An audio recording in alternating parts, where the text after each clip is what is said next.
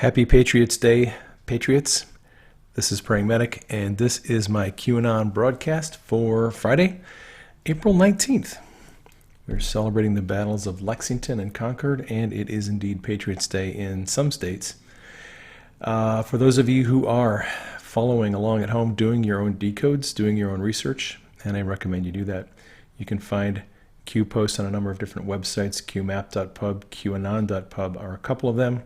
If you have an Android device and you would like to get notifications when Q is posting in the Play Store, you can find QMap, the app. That is by the maker of qmap.pub, and then there's also Q Alerts, the full version, and then there's a light version which is free. My theme for this broadcast is Trump's 3 Fox Amigos. And we are featuring a really kind of hideously looking Sara Carter in the graphic on this one. Sorry, Sara, if you watch my videos. I didn't mean to give you vampire teeth, but it's just kind of the way the illustrations go. That graphic, by the way, was created from a screenshot of Sara Carter. For those of you who are interested in how I do my graphics, I use a tool that does some distortion and adds filtering and layering of images. So this is the original image. This is taken from a Fox News clip with Sean Hannity a couple nights ago. You'll actually get to see a little bit more of that here in just a minute. And then I took that and created this image, and I don't know if it's going to display. Oh, there we go. And then I put the Q on there. So it's a little bit about the process of how I create graphics. Lisa Mae Crowley, who's one of our Twitter Q decoders, she posted this video of Sara Carter a couple of nights ago on the Hannity show, and she was talking about the avalanche. Hannity and Sara Carter, they've all been using the avalanche thing, and of course Q talks about D5. D5 is the highest rating on the avalanche scale, and it is, to me, it's interesting that they keep using that terminology. So this is Sara, and let me we'll get her audio here. Well, we certainly have a number of sources, Sean. I don't know who yours are. I know who mine are. I can tell you this, that there is an avalanche that is going to be coming within the next few months. Let me fix this. And it is going to be huge. There are a number of indictments that are on the way. There's going to be a very serious investigation into what had happened and what had transpired since the Hillary Clinton investigation by the FBI, all the way through the origins of the very beginning of the investigation into then candidate Trump and those within his campaign. And this is going to be significant because they are going to look for these origins. And I agree completely with Joe and with Victoria that it's going to lead all the way back to the White House. And that is what I'm hearing. And I'm talking about the Obama administration. They brought it right into Loretta Lynch's office, didn't they? There's a circular firing squad. Okay, so that's what we're getting from Hannity and John Solomon and Sara Carter lately. Is they are very, very confident, very certain that prosecution is coming, that the origins of the Mueller investigation are going to be looked into, and that it's going to go right back to the Obama White House. And a lot of us know that. We've been following Q for a while. You know that that's how it all started. So John Solomon, and what I wanted to bring up about Sara Carter here is she was laughing. She could hardly contain her laughter. And I'm focusing on that because I think she is giving away the game. I have suspected for months that Hannity, John Solomon, Sara Carter are reading a script, playing along with the game. I think we're seeing more and more evidence. Solomon plays it a bit more straight, doesn't quite let the mask slip as much, but every once in a while you can tell he is having a lot of fun with this part of the story. And as Q has reminded us, we are watching a movie. It's a carefully scripted movie. So, ask yourself, if you've been following Q, how many times in the last 6 months has Sara Carter or John Solomon been Q'd on Twitter?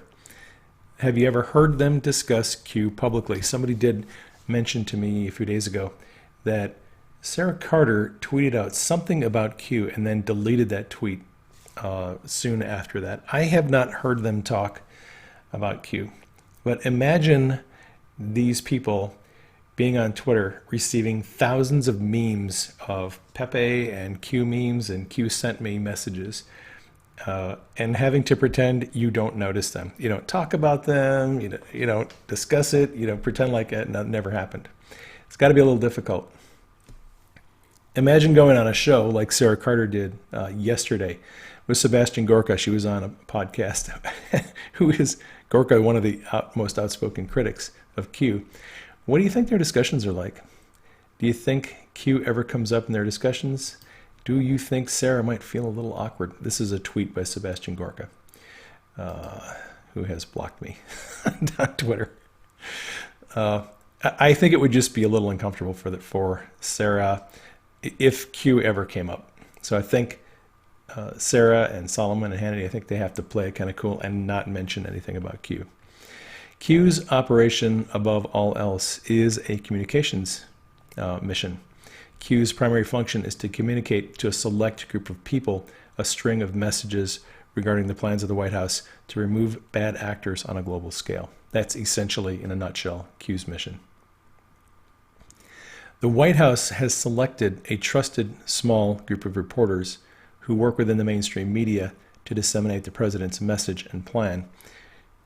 Some of that message is relayed through Q on 8chan. Some of it is relayed through people like Mark Levin, Hannity, Sara Carter, John Solomon, people that they trust.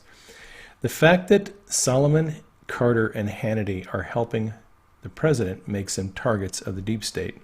This is a Q post from March of last year. Q wrote, "Do you believe in coincidences? There was a White House suicide. I think it was that day. Some guy shot himself in front of the fence outside the White House. Hannity, intruder. There was an intruder who broke into Hannity's house. Narrative, threat, Q." And Q was suggesting that they were threatening Hannity by having somebody sneak into his house and trying to apply some psychological leverage to him to get him to shut up. This is from December of 2017, early in Q's mission. Why are Sara Carter and John Solomon getting all the real scoops? Expand your thinking. Why are they now under protection, Q? They are getting the scoops because they are patriots and they've chosen to help the president. They're one of the few people in the mainstream media that can be trusted. And I am not suggesting that Hannity or Carter or Solomon can verify Q's identity. We know that that number is less than 10 people, and only 3 of those people are non-military. But I'm beginning to suspect, and I've suspected for a while, that they may follow Q more closely than they're able to talk about publicly. And I think that if anyone in the mainstream media is going to report favorably on Q's operation, they're probably the ones who are most likely to do it. And if at some point that happens, it would come at a strategic point in the mission that would be determined by the president and his team of people. Q previously gave us an order of operations in the exposure and prosecution of bad actors. This is from a drop back, I think it was in January, but I could be wrong. It was a while back. So the first step in this process is the Mueller report. Mueller investigation closes, Mueller report comes out, that came out. People have had a chance to look at it, digest it. I am not going to look into it that much. I don't think it's going to be that helpful. I've read and listened to some commentaries on it. Mark Levin had a great podcast. This is on Sirius Radio. We have a subscription to that. Levin had a brilliant dissection of the Mueller report, and he didn't have anything good to say about it. So if you're interested, you might find Levin's commentaries. He was actually on Fox and Friends this morning. He had a kind of a condensed version of his longer analysis of the Mueller report. But now that the Mueller report is past us, declass comes next, and that is declassification of a whole bunch of documents related to Spygate, to the illegal spying on the Trump campaign by the Obama administration. Right? That's next. After that comes the Office of Inspector General, the Inspector General's report on FISA abuse, allegations of FISA abuse, and some corrupt practices in the FBI and DOJ. After that comes truth and then justice. So the Mueller report is in the past. Declass is next. Last September, the president authorized the declassification of certain documents related to the Russia investigation. This is an article from Politico. So what we're going to be seeing declassified, if I can remember them all correctly, is the Bruce Orr 302s, his interviews with the FBI. We are going to get text messages and emails between James Comey, Andrew McCabe, Peter Strzok, Lisa Page, and Bruce Orr that have to do with the Russia investigation. Those are going to be made public, and I believe they're going to be unredacted. We also have intelligence briefings for the intelligence gang of 8. That is going to be declassified. We have the Carter Page FISA application, the remaining pages that have not been declassified and unredacted. So those are the things that we're going to be seeing when declass comes. And we don't know when that is going to happen, but we do know this. If we believe Q is correct, it'll come before the Inspector General's report. Attorney General Barr told us a few days ago that he's expecting the Inspector General's report in probably late May or June was the time frame that he was given by Michael Horowitz. So sometime before the Inspector General report, we should get those documents declassified. And that is going to expose a lot of corruption in the lead up to the Mueller investigation. It started as really an FBI counterintelligence investigation, and then Comey was fired, Comey leaked the memos, and that triggered the appointment by Rod Rosenstein of Robert Mueller as a special counsel. That whole process was an intentional process. It looks like they planned it. And the declassification of the documents is going to expose what Comey and McCabe and Strzok and Page were talking about as they essentially plotted the coup, the overthrow of the president. All right. So that is where that is going. We talked about Horowitz. Oh, I mentioned this. So the timing of the declassification. So when the president authorized the declassification of all those documents, that was in September of last year. The Department of Justice had some heartburn over that. They didn't want all those documents declassified immediately because some of that information could possibly impinge on ongoing investigations, grand jury matters that are going on. So that has been in the hands of Inspector General Horowitz, who's kind of coordinating all of that. He's coordinating the Huber investigation and the Inspector General's investigation. So Horowitz was given kind of control of all that because Sessions had recused himself. Well, Sessions is gone. Barr is a new Attorney General. So Q has indicated that Barr is going to assume that, or has assumed, the responsibility for the timing of declass. And like I said, we don't know when that's going to happen. All right. Covered that. Link to the Mueller report. Okay. This is a post by Q from yesterday on the 18th. Mueller blockade end.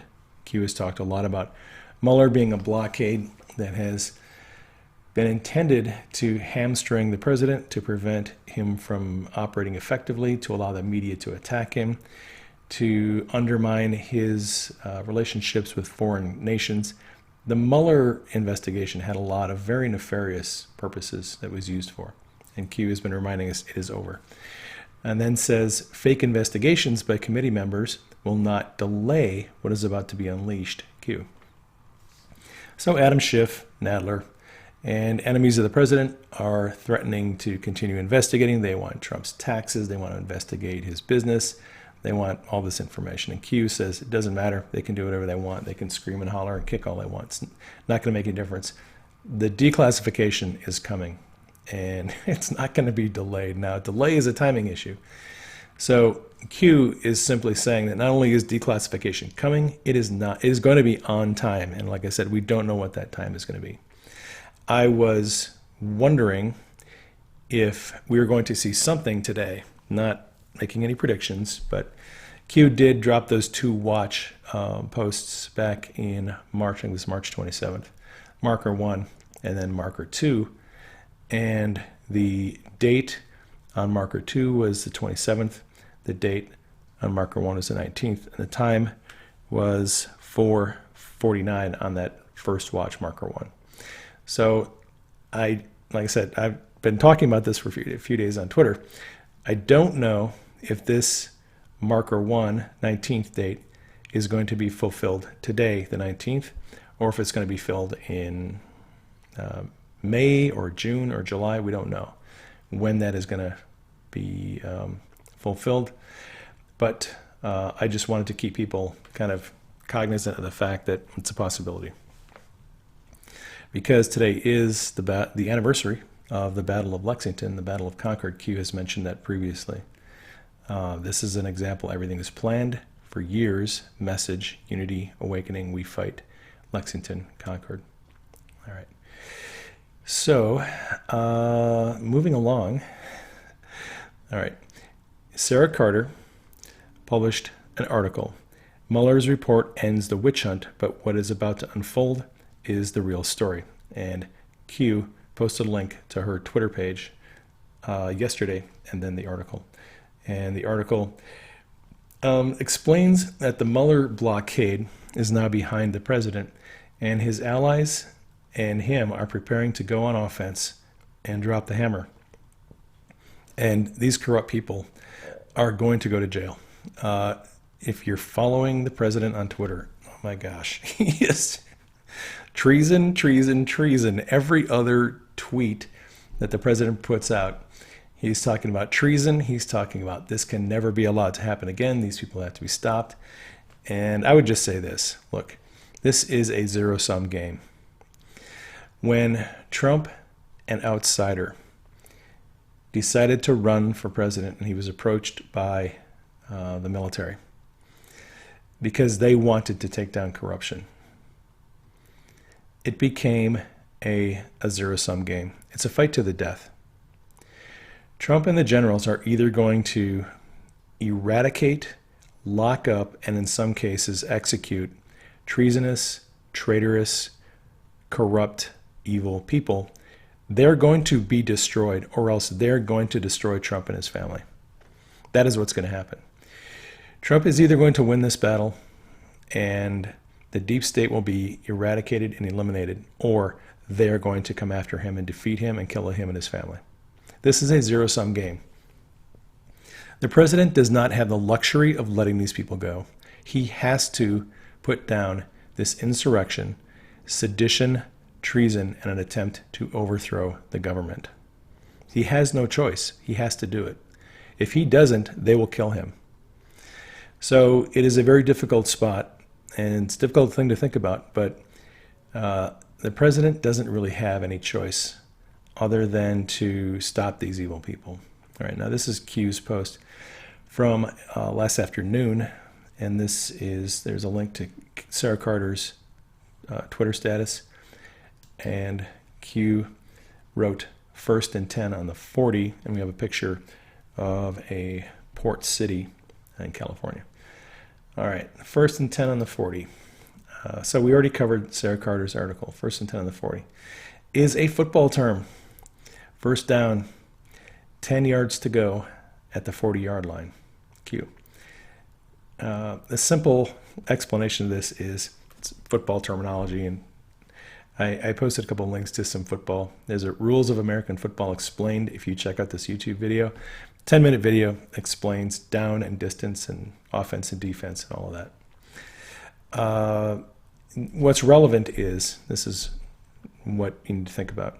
March 28th, when the president did his rally in Michigan, Q posted 1st and 10 at the 50. All right, so what's going on here is the president is on offense, and Q feels like they're at the 50-yard line, which is at the midpoint of the field, and they're marching toward the 0-yard line, which is the end zone. They have first down and 10 yards to go for, and if they get 10 yards, they get another first down at the 50-yard line. All right, this was in March. Now Q is saying we're at the 40-yard line, so we're 10 yards closer. All right, We need to go to the 30, and then the 20, and then the 10, and then we'll be in the end zone, touchdown, and things will happen. I think what Q is getting at is if you go back to this order of operations that Q gave us, Mueller, D-class, OIG, right? Then we get Huber's investigation, the indictments unsealed, and prosecution. All right, there's 4 or 5 stages in this process, and I think what Q is just alluding to here is that we're at the 40-yard line, we need to go to the 30, to the 20, to the 10, and then we're touchdown. All right, so this Anon, a couple of posts on the board, said, I wish it was 1st and goal from the 1. If you have the ball on the 1-yard line and you have 4 attempts to get in the end zone, pretty good chance you're going to score a touchdown.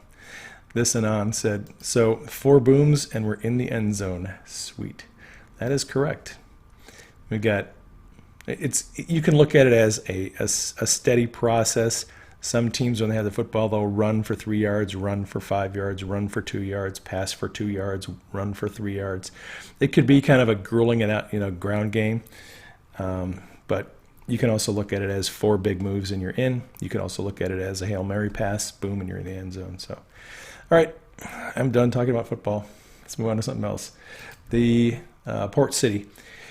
The Anons came to kind of an agreement that the picture posted by Q over here on the left is actually Seal Beach, which is near the port of Long Beach in California.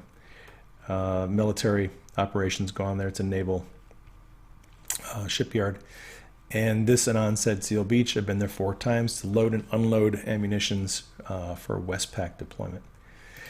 I don't know the relevance of Seal Beach.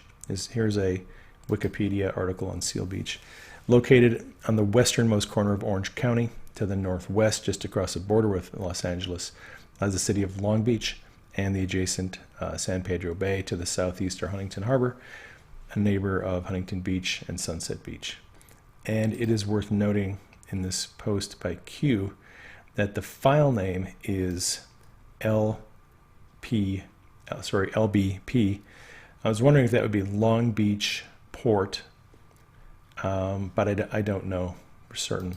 And there have been a lot of guesses on the board as to what that means, but Q hasn't responded to any of the guesses yet. So I don't know that we have to worry too much about that right now. I think at some point Q will bring that up. Other people have observed that Q has talked in the past about human trafficking that comes in through the ports in California. I don't know if that's what Q is getting at. I'm not sure.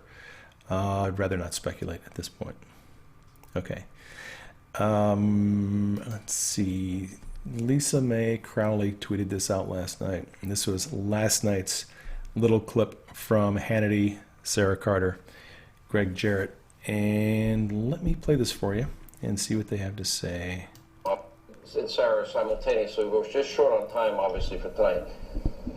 I keep talking about an avalanche and that there are going to be indictments and that all these people missed the biggest abuse of power story in history. Sarah, we'll start with you, then we'll ask Greg. What's coming? There will be indictments. It will be an avalanche, and according to the sources that I was speaking with just today, people are already turning on each other. So we're going to see people, senior officials within the FBI, people within the DOJ, that are going to try to throw their colleagues under the bus just to save themselves. And I think that they need to be very concerned now, very concerned about what they did and about weaponizing, our intelligence community and law enforcement. Just FISA abuse alone, those that rigged the Hillary investigation alone, those that tried to undo a duly elected president alone, there's serious problems, not for rank and file FBI and intelligence. The 99.9% are good people. Officials using their office, abusing them for political purposes, lying to a court, a conspiracy to leak government documents, stealing government documents.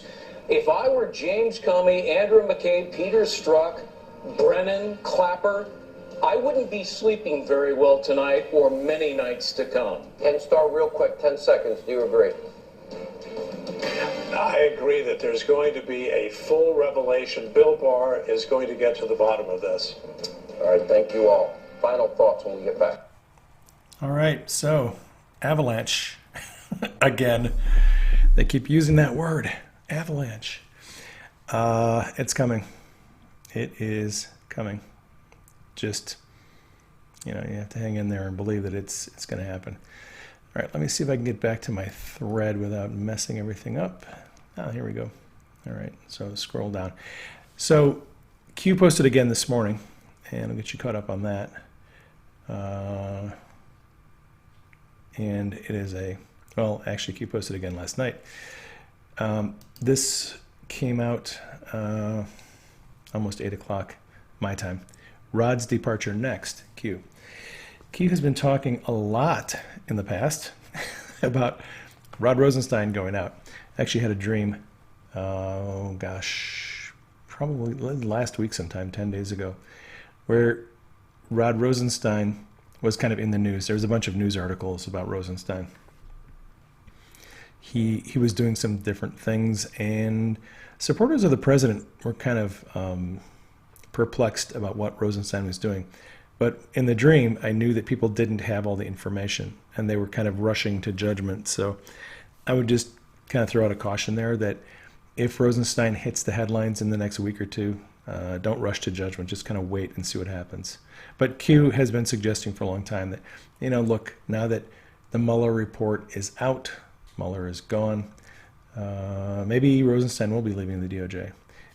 There's a holdup on the nomination process for his replacement. There was a nomination, and I think that candidate withdrew their nominations, but I'm not sure. I haven't seen a lot of news on that lately, so don't quote me on it. More news to come. Then this morning, Q posted this couple of links. One is to it's a podcast with John Dowd, who was the president's former attorney and is a friend of his. Very interesting interview.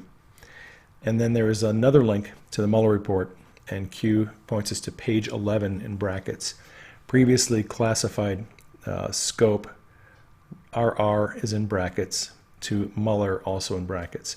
This is in reference to the scope memo.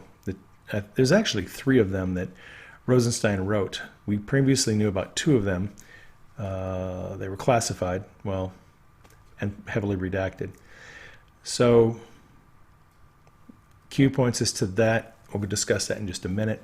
The scope memo, brackets, highlighted within the Mueller report, confirms the dossier was the tool used by Rosenstein to justify the special counsel, SC, and was the primary vehicle to which Rod Rosenstein tasked Mueller.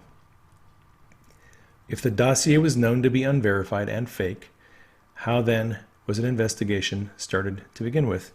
Well, Comey himself told Trump that the dossier was salacious and unverified. And yet they used it to get a FISA warrant against Carter Page, and they used it to start the Mueller investigation. At what point did Mueller determine there was no collusion? Q puts in there in brackets, 18 months ago. Was the investigation kept ongoing as a talking point to rig the midterm elections? Actually, Andrew McCarthy suggested that very thing recently. He suggested that Mueller knew at the outset there was no collusion. They had no predicate. They had no basis to start the investigation. They had nothing. Lisa Page admitted that. And Andrew McCarthy, former U.S. attorney, has suggested that Mueller, going into the investigation, knew there was no collusion and ran an 18-month investigation knowing that they were going to come up with nothing. Q continues, was the investigation kept ongoing to retain the blockade to essentially restrict POTUS from unmasking and informing the public as to the truth about what really happened? Right. As long as the investigation is going on, Trump can't declassify anything, can't give us the information about how it all started, what the real agenda was. Was the investigation kept ongoing to protect those who knowingly committed sedition and treason? No blockade equals game over. Q. Game over If you haven't seen it, that is a reference to a, you know what, I should actually do this here. Let me show you. Go to Twitter, and if I go to the president's pinned tweet, let me see, I can't, well, here we go. Oh, there's Donald Trump. Let me just do that real quick. His pinned tweet, game over. Oh my gosh, the president is not messing around anymore. Oh, let me just show you one more thing. While I was around the president's timeline. This is very interesting. The Washington Post and New York Times are, in my opinion, two of the most dishonest media outlets around. Truly enemy of the people. For those of you who are following the POTUS schedule account 45 on Twitter, as right after the president tweeted this, the POTUS schedule account tweeted out 18 U.S. code, which is on overthrow of the government. And I'll show you that tweet. Well, let me show you what else the president's got going on here. Big fat waste of time, energy, and money, talking about the Mueller investigation, $30 million to be exact. It is now finally time to turn the tables and bring justice to some very sick and dangerous people who have committed very serious crimes, perhaps even spying or treason. This should never happen again. Trump is signaling over and over and over again, sedition, treason. We cannot allow this to keep happening. So now let me go to my Twitter feed. I'll show you something. So at the same time the president tweeted that out, POTUS schedule account tweeted out this 18 U.S. code 2385, paragraph 2 through 6. Prints, publishes, edits, issues, circulates, sells, distributes, or publicly displays. This is in reference to the New York Times and Washington Post. And I think the president, by calling them out and POTUS schedule account putting this out here, they are coordinating, saying that it's possible the media could be charged with conspiring to overthrow the government. These people are in so much trouble. They do not understand that they have messed with the wrong person. All right, let's go on to what Q is talking about. So the August 2nd memo by Rosenstein, this was the second scope memo.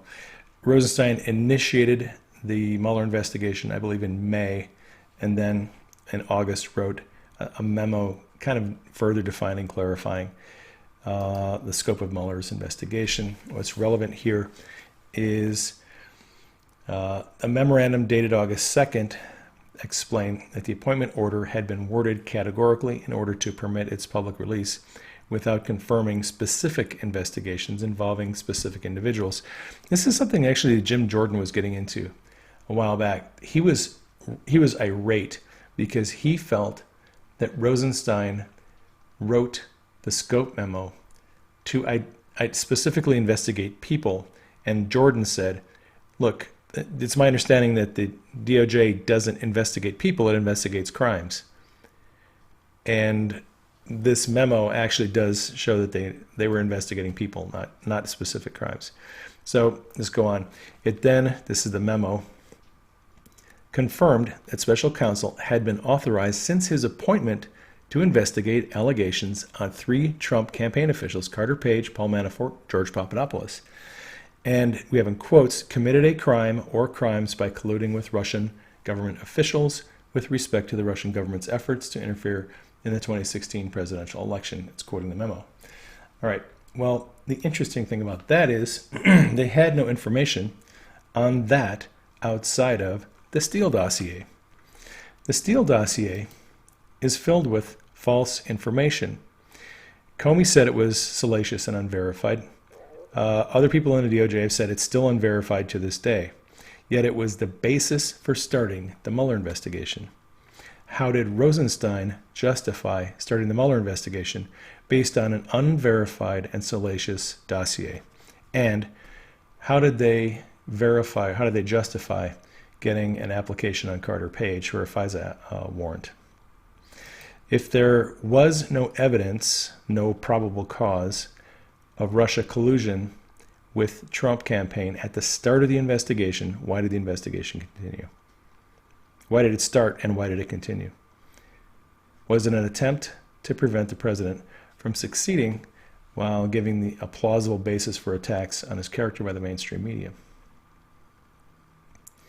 All right, Q linked to a podcast featuring John Dowd, former attorney for the president. Very insightful. If you can find that, it's on radio.foxnews.com. And I listened to it. Dowd has some very good insights into the beginning of the Mueller investigation. Questions about Rosenstein, questions about Mueller and his conflicts of interest and why he didn't recuse himself and why he never dealt with his conflicts of interest. Dowd has some really good insights. If you have a chance, I would listen to that podcast. It's pretty good. And one last thing before we go. So this is an article from Real Clear Investigations. Paul Sperry is the one who writes these articles. I don't call things bombshell very often. This is a bombshell article. GOP fears Mueller collusion bias lives on in the final report. All right, this is, I said, Real Clear Investigations. If you just search for this, GOP fears Mueller's collusion bias lives on in the final report. This is a great analysis of a lot of different, pulls together a lot of different pieces of the Mueller investigation, surrounding circumstances, what was happening at that time, observations from people like Lindsey Graham, and pulls in observations from Andrew McCarthy and a lot of different sources. And he really does a good job of summarizing things concerning General Flynn's investigation, comments from Devin Nunes. So that is where we get this information from Andrew McCarthy, that he believes that Mueller prolonged the investigation to basically hamstring the president. And he also points out here that George Papadopoulos said he was threatened by one of Mueller's investigators with 25 years in prison if he didn't cooperate with the investigation. Q has previously said that the goal of the Mueller investigation was to illegally spy on people like Papadopoulos and Carter Page and Manafort, get them into the Mueller investigation, put pressure on them to shut up about what happened with respect to spying, threaten them, oh, you're going to go to 25 years in prison if you don't cooperate, and then charge them with, lying to investigators. And he even points out, Paul Sperry does in this article, that the Mueller team basically lied about some emails that involved Papadopoulos and his story about what happened. They hid things from courts. They misrepresented things, took things out of context to get Papadopoulos to pressure him into signing a plea deal. And that's how this whole thing was run. It seems like same thing with General Flynn, same thing with a lot of different people. So that is all I have for you on this update. Q has not posted this afternoon. Once again, I'd like to remind you to keep Q and the team in prayer, keep the president in prayer, keep the Nissan in prayer. We appreciate your prayers. I can feel the effects of your prayers every single day, especially as the attacks come against us. I have joy and I have a lot of peace because I know I am on the right mission. I know that you all are praying for us. So it means a lot to us. Thank you all very much. This is Praying Medic signing off. I will catch you on the next broadcast.